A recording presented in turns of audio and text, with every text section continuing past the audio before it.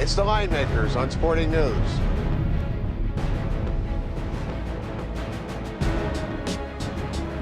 NBA playoffs Friday action from Chicago. Welcome to the Linemakers on Sporting News. I'm Micah Roberts with Rick Aaron. Rick, we're looking at the Heat.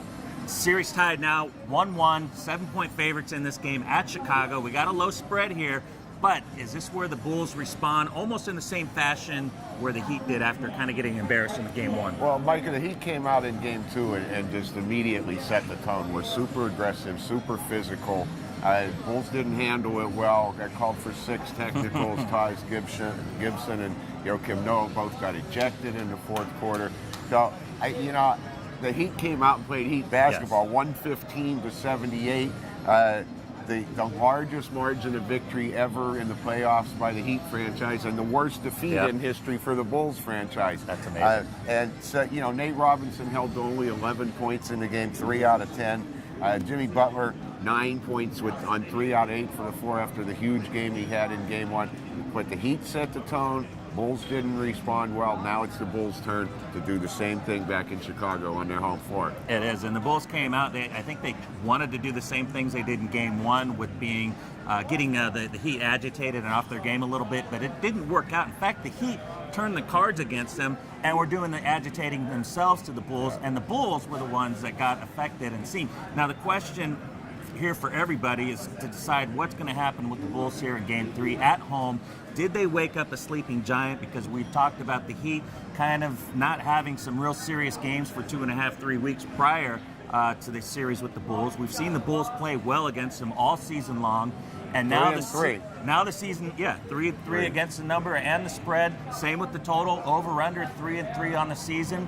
How does Game 3 turn out? And talk a little bit first before about the Bulls' home field point spread record. Oh, I mean, they were horrible in the regular season at home. I mean, 24-17 straight up, but only 13-28 against the spread on their home floor.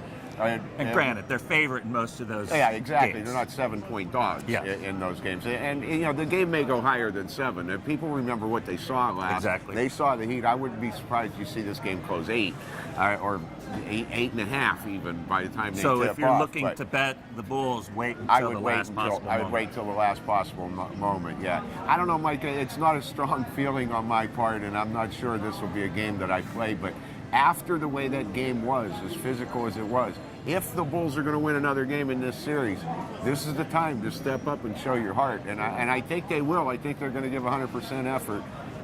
They always do. They're a tough physical basketball team. Miami went 29-12 straight up on the road during the regular season, 24-17 against the spread. But I would think, again, it's not going to be a game that I'm going to play. I know you lean towards the Heat in this spot. But if I were going to play it, I would think I would lean towards the home dog. And they got beat up mentally and physically in that game.